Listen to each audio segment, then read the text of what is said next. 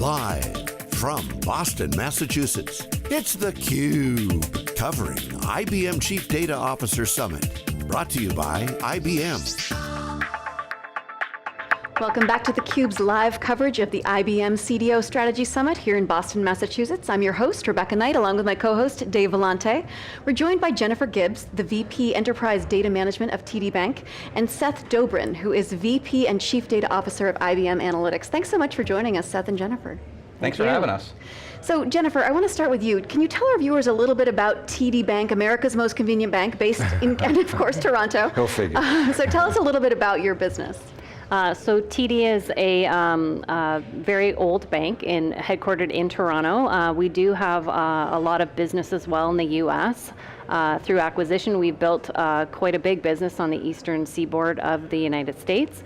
We've got about 85,000 employees, and we're servicing 42 lines of business when it comes to our data management and our analytics programs bank-wide. So talk about your data management and analytics programs a little bit. Tell our viewers a little bit about those. So we stood up our Office of the Chief Data Officer about 3 to 4 years ago, and so we've been maturing. Relatively new, probably not unlike peers of ours as well. We started off with a strong focus on data governance, setting up roles and responsibilities, data steward organization, and councils from which we can drive consensus and discussion. And then we started rolling out some of our data management programs with a focus on data quality management and metadata management across the business. So setting standards and policies and supporting business processes and tooling for those programs. Seth, when we first met, now you're a long timer at IBM. Yeah. We first met, you were a newbie. But we heard today about, it used to be that the data warehouse was king and now process is king. Can you unpack that a little bit? What does that mean? So, to make value of data, it's more than just having it in one place, right? It's what you do with the data, how you ingest the data, how you make it available for other uses. And so it's really, data is not for the sake of data. Data is not a digital dropping of applications, right? The whole purpose of having and collecting data is to use it to generate new value for the company. And that new value could be cost savings, it could be a cost avoidance, or it could be net new revenue. And so to do that right, you need processes. And the processes are everything from business processes to technical processes to implementation processes. And so it's the whole, you need all of it.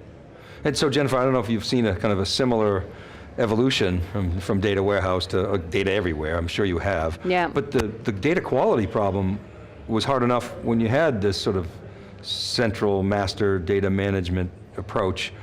How are you dealing with it?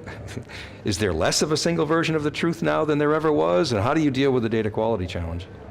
I think it's important to scope out the work effort in a way that you can get the business moving in the right direction without overwhelming and focusing on the areas that are most important to the bank.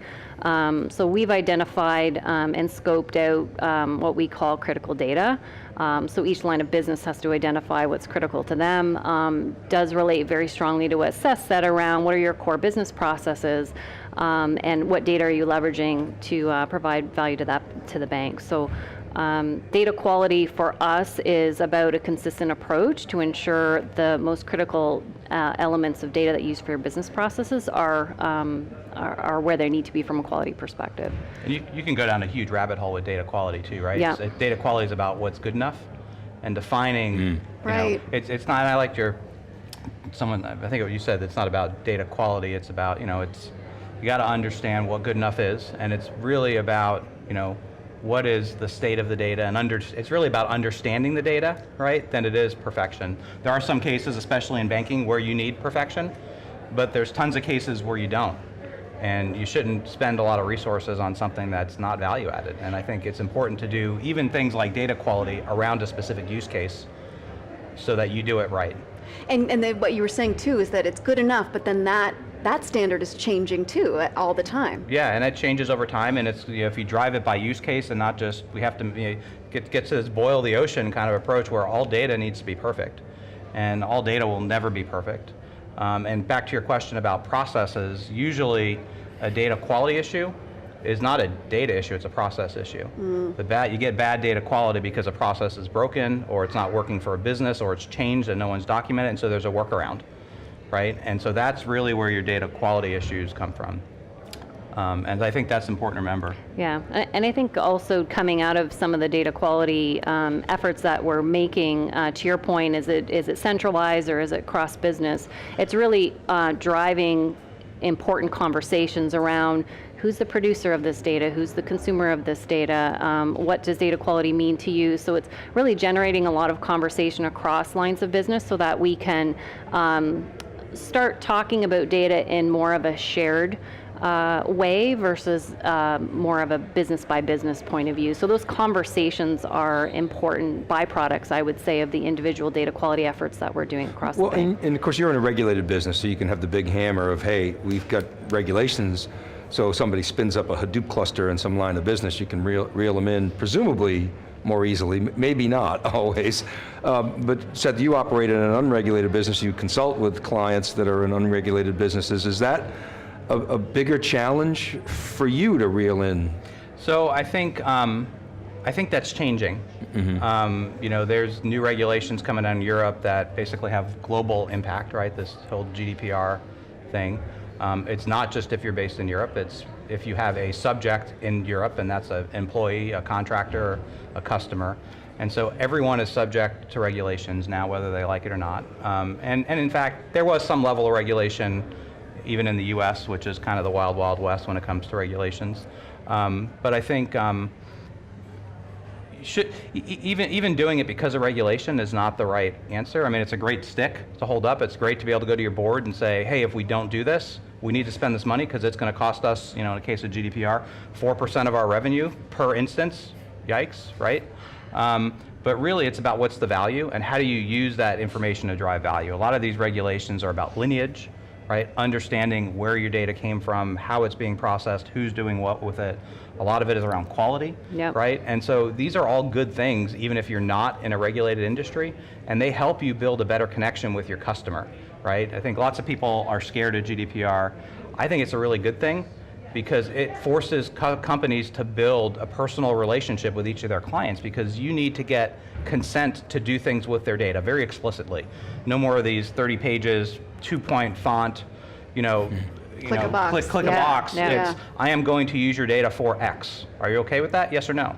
So I'm interested to hear from both of you. What are you hearing from customers on this? Because this is such a sensitive topic, and particularly financial data, which is so private. What are you hearing from customers on this? I think customers are especially us in our industry and us as a bank, our relationship with our customer is top priority, and so maintaining that trust and confidence is always a top priority. So whenever we leverage data or look for use cases to leverage data, making sure that trust will not be compromised is critically important. So finding that balance between innovating with data while also maintaining that trust and frankly being very transparent with customers around what we're using it for, or why we're using it, and what value it brings to them is something that we're focused on with all of our data initiatives. So a big part of your job is understanding how data can affect and contribute to the monetization, of your businesses. At the simplest level, two ways: cut cost, increase revenue. Where do you each see the emphasis? I'm sure both, but is there a greater emphasis on cutting costs because you're both established businesses with hundreds of thousands, well in your case 85,000 employees. Where do you see the emphasis? Is it greater on cutting cost or not necessarily? I think for us, I don't necessarily separate the two. Anything we can do to drive more efficiency within our business processes is going to help us focus our efforts on innovative use of data, innovative ways to interact with our customers, innovative ways to understand more about our customers. So I see them both as, I don't see them mutually exclusive. I see them as contributing to each. So our business cases tend to have an efficiency slant to them or a productivity slant to them, and that helps us redirect effort to other things that provide extra value to our clients. So I'd say it's a mix. I think you have to do the cost savings and cost avoidance ones first. You learn a lot about your data when you do that. You learn a lot about the gaps. You learn about how would I even think about bringing external data in to generate net new revenue if I don't understand my own data? How am I going to tie them all together? And there's a whole lot of cultural change that needs to happen before you can really start generating revenue from data. And you kind of cut your teeth on that by doing the really simple cost savings, cost avoidance ones first, right? Inevitably, maybe not in the bank, but inevitably most companies, supply chain.